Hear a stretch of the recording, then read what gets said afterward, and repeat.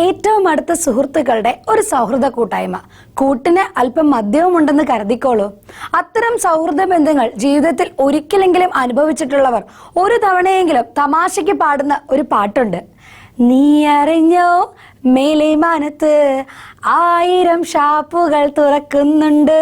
ഈ പാട്ട് കേൾക്കാത്ത മലയാളികൾ ആരും തന്നെ ഉണ്ടാവില്ല. ഈ പാട്ടിന് വിശേഷണങ്ങൾ ഏറെയാണ്. അതിൽ ഏറ്റവും പ്രധാനം ഇതിൽ അഭിനയിച്ചിട്ടുള്ള നടന്മാർ തന്നെയാണ് ഈ പാട്ട് പാടിയിട്ടുള്ളത് എന്നതാണ്. നമുക്ക് എല്ലാവർക്കും ഒരുപാട് പ്രിയപ്പെട്ട നമ്മുടെ ലാലേട്ടൻ അതിലൊരാളാണ്. മറ്റേയാളാണ് നമുക്ക് ഇന്ന് പ്രധാനി. നമ്മളെ ഒരുപാട് ചിരിപ്പിച്ച ഹാസ്യ സാമ്രാട്ട് മാള അരവിന്ദൻ. മാള അരവിന്ദനെ കുറിച്ച് പറയുവാനാണെങ്കിൽ അദ്ദേഹത്തിന്റെ വിശേഷണങ്ങൾ ഏറെയാണ്. വാദ്യകലാകാരൻ, നാടക നടൻ, ചലച്ചിത്ര നടൻ എന്നീ മേഖലയിലെല്ലാം തിളക്കമാർന്ന പ്രകടനങ്ങൾ കാഴ്ചവെച്ച കലാകാരനാണ് അദ്ദേഹം. സിനിമാ മേഖലയിൽ ഒരേ സമയം ഹാസ്യ നടനായും സ്വഭാവ നടനായും തന്റെ കഴിവ് തെളിയിക്കുവാൻ അദ്ദേഹത്തിന് സാധിച്ചു.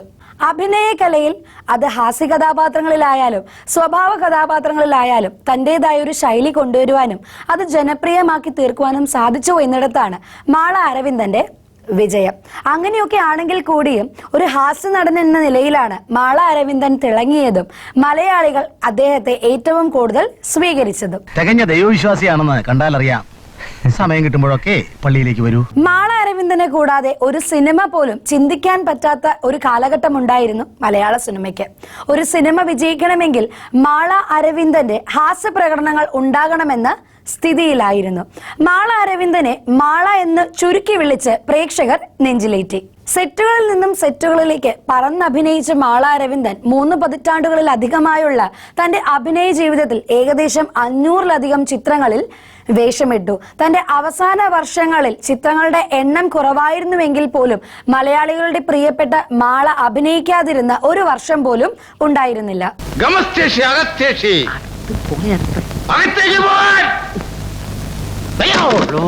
മലയാള സിനിമയിൽ ഹാസ്യത്തിന്റെ മറുകര കണ്ട കലാകാരന്മാരാണ് ജഗതി ശ്രീകുമാറും കുതിരവട്ടം പപ്പുവും. ഈ 2 പേരോടും കൂടെ മാള അരവിന്ദനും കൂടി ചേർന്നാൽ എന്തായിരിക്കും സ്ഥിതി?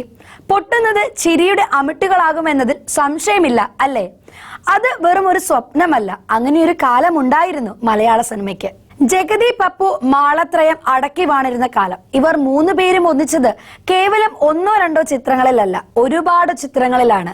ഇവർ 3 പേരെയും കേന്ദ്ര കഥാപാത്രങ്ങളാക്കിക്കൊണ്ട് അക്കാലത്ത് ചിത്രങ്ങൾ പുറത്തിറങ്ങിയിരുന്നു. ഹാസ്യ നടൻ എന്ന നിലയിൽ മാള അരവിന്ദന് ജനങ്ങളുടെ ഇടയിലുള്ള സ്വീകാര്യത എത്രത്തോളമാണെന്ന് ഇതിൽ നിന്നും വ്യക്തമാണ്. നോക്കിക്കോളൂ, ജോണേന്റെ പേരക്കുട്ടിയുടെ കൂടെ ഹാസ്യ നടനായി വിലസിയിരുന്ന അതേ കാലത്ത് തന്നെ താൻ ഒരു മികച്ച സ്വഭാവ നടൻ കൂടിയാണെന്ന് തെളിയിക്കുവാൻ മാള അരവിന്ദന് സാധിച്ചിരുന്നു.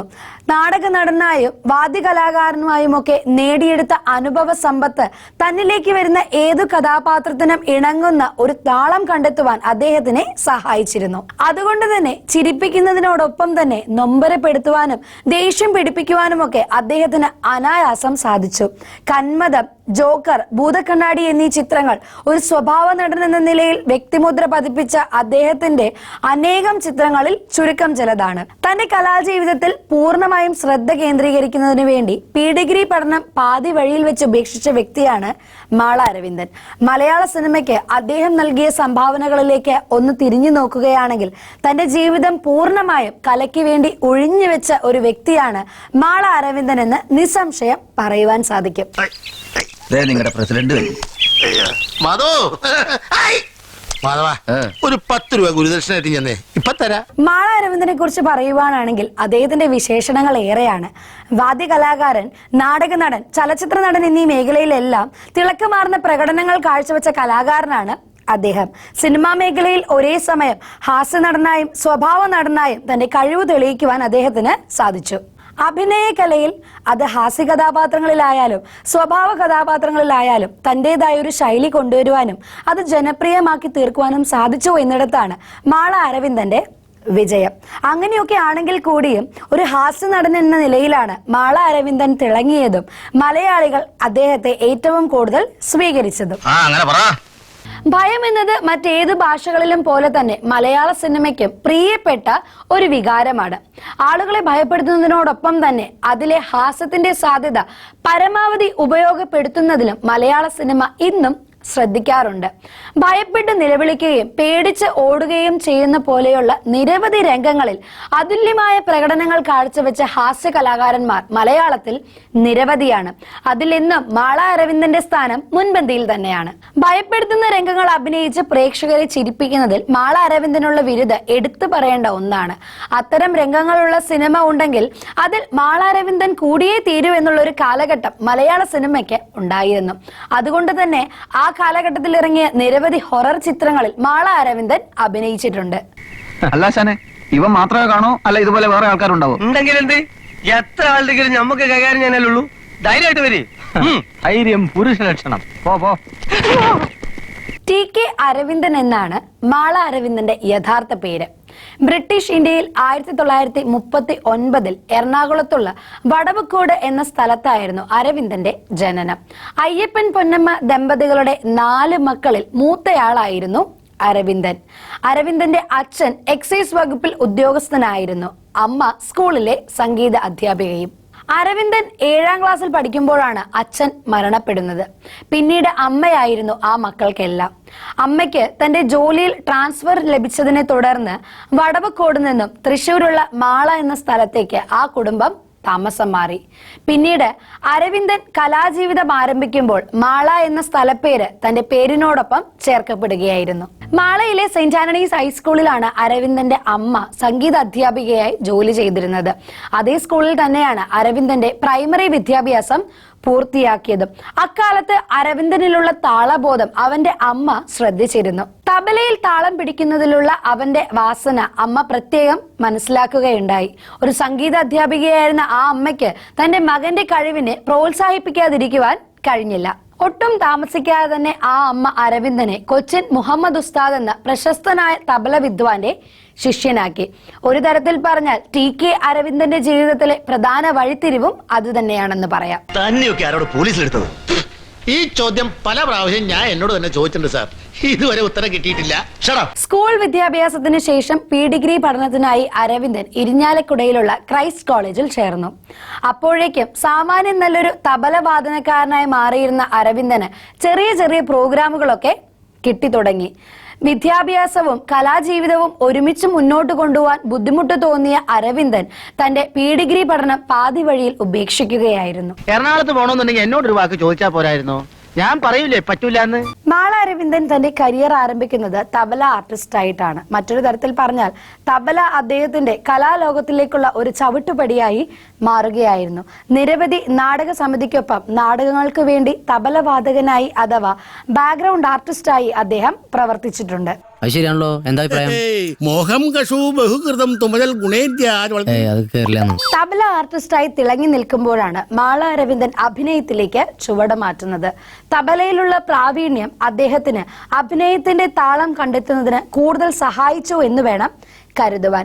സൂര്യസോമ തിയേറ്റേഴ്സ്, നാടകശാല, കോട്ടയം നാഷണൽ തിയേറ്റേഴ്സ് എന്നീ വിഖ്യാതമായ നാടക സമിതികളോടൊപ്പം അദ്ദേഹം നടനായി പ്രവർത്തിച്ചു.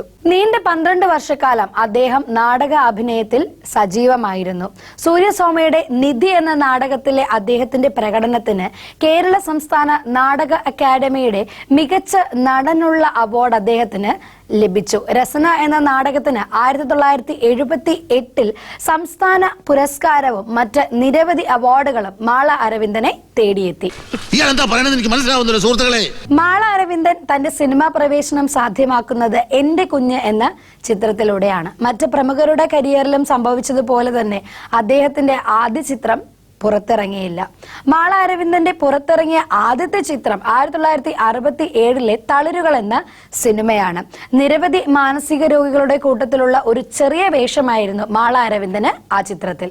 1968 ബാലകൃഷ്ണന്റെ സംവിധാനത്തിൽ പുറത്തിറങ്ങിയ സിന്ദൂരം എന്ന സിനിമയിലാണ് മാള അരവിന്ദൻ ആദ്യമായി തന്റെ കരിയറിലെ ഒരു മുഴുനീള വേഷത്തിൽ പ്രത്യക്ഷപ്പെടുന്നത്. ഈ സിനിമയിലെ പ്രകടനത്തിന് നിരൂപക പ്രശംസ ലഭിച്ചുവെങ്കിലും അദ്ദേഹത്തിന്റെ കരിയറിൽ ഒരു വഴിത്തിരിവായി മാറിയത് പിന്നീട് ഇറങ്ങിയ താറാവ് എന്ന ചിത്രത്തിലെ വേഷമായിരുന്നു. ഈ വേഷം ശ്രദ്ധിക്കപ്പെട്ടതോടുകൂടി മാള അരവിന്ദൻ എന്ന നടന് പിന്നീട് തിരിഞ്ഞു നോക്കേണ്ടി വന്നിട്ടില്ല എന്ന് തന്നെ പറയാം. ഭാവി ഫാദറില്ല, നിനക്ക് കണ്ണില്ല, ഞാൻ ആ ഭാവി സണ്ണില്ല. 1970-കളുടെ തുടക്കം മുതൽ മാള അരവിന്ദൻ മലയാള സിനിമയുടെ അവിഭാജ്യ ഘടകമായി. 80-കളിൽ മാള അരവിന്ദൻ ഇല്ലാത്ത സിനിമകൾ ചുരുക്കമായി. നായകൻ ആരായാലും സിനിമ രസകരമാകണമെങ്കിൽ മാള അരവിന്ദൻ കൂടിയേ തീരുവെന്ന സ്ഥിതിയിലായി. ചുരുക്കി പറഞ്ഞാൽ സെറ്റുകളിൽ നിന്നും സെറ്റുകളിലേക്ക് പറന്നു നടന്ന് അഭിനയിക്കേണ്ട അവസ്ഥ. അക്കാലത്താണ് 1985-ൽ പുറത്തിറങ്ങിയ കണ്ടു കണ്ടറിഞ്ഞു എന്ന ചിത്രത്തിൽ മോഹൻലാലിനോടൊപ്പം പാടി അഭിനയിച്ച നീ അറിഞ്ഞോ മേലെ വാനത്ത് എന്ന് തുടങ്ങുന്ന ഗാനം റിലീസാകുന്നത്. ആ ഗാനത്തിന് ലഭിച്ച പ്രചാരവും മാള അരവിന്ദന് ലഭിച്ച ജനപ്രീതിയും ചില്ലറയൊന്നുമല്ല. കേരള ആനപ്പാപ്പാൻ അസോസിയേഷൻ की കപ്പ की 1990-കളിലേക്ക് കടക്കുമ്പോൾ മാള അരവിന്ദൻ താൻ കേവലം ഒരു ഹാസ്യനടൻ മാത്രമല്ല, ഒരു സ്വഭാവ നടൻ കൂടിയാണെന്ന് തെളിയിച്ചു തുടങ്ങി. തനിക്ക് ലഭിക്കുന്ന ഗൗരവമേറിയ പല കഥാപാത്രങ്ങളും ഒട്ടും അതിഭാവുകത്വമില്ലാതെ മിതത്വത്തോടെയും കൈയടക്കത്തോടെയും കൂടെ അവതരിപ്പിച്ച് ജനങ്ങളെ അമ്പരപ്പിച്ചു. മാള അരവിന്ദൻ അവതരിപ്പിച്ചവയിൽ ഒരു തേങ്ങലായി എന്നും മനസ്സിൽ തങ്ങി നിൽക്കുന്ന വേഷങ്ങൾ നിരവധിയാണ്. ഭൂതക്കണ്ണാടി, സല്ലാപം, ജോക്കർ, മധുരനൊമ്പരക്കാറ്റ്, കന്മദം, വെങ്കലം എന്നീ ചിത്രങ്ങളിലെ വേഷങ്ങളെല്ലാം അതിന് ഉത്തമ ഉദാഹരണങ്ങളാണ്. ഒരു ഫ്രൂട്ട് ജ്യൂസ് 1971-ലാണ് മാള അരവിന്ദൻ ഗീതയെ തന്റെ ജീവിത സഖി ആക്കുന്നത്. കിഷോർ, കല എന്നിവരാണ് അവരുടെ 2 മക്കൾ. ഹൃദയസ്തംഭനത്തെ തുടർന്ന് 2015-ൽ കോയമ്പത്തൂരുള്ള ആശുപത്രിയിൽ വെച്ചാണ് മാള അരവിന്ദൻ മരണപ്പെടുന്നത്. അദ്ദേഹത്തിന്റെ മരണശേഷം 2021-ൽ പുറത്തിറങ്ങിയ കാൽച്ചിലമ്പ് എന്ന സിനിമയാണ് മാള അരവിന്ദന്റേതായി റിലീസ് ചെയ്ത അവസാനത്തെ ചിത്രം. അദ്ദേഹം ചെയ്തു വെച്ച അനവധി കഥാപാത്രങ്ങളിലൂടെ മലയാളികളെ ഇന്നും ആ വലിയ കലാകാരൻ ചിരിപ്പിക്കുകയും ചിന്തിപ്പിക്കുകയും ചെയ്തുകൊണ്ടേയിരിക്കുന്നു. മറ്റൊരു താരത്തിന്റെ വിശേഷങ്ങളുമായി നമുക്ക് മറ്റൊരു എപ്പിസോഡിൽ കാണാം. അതുവരെ this is Angel Mary. Tata.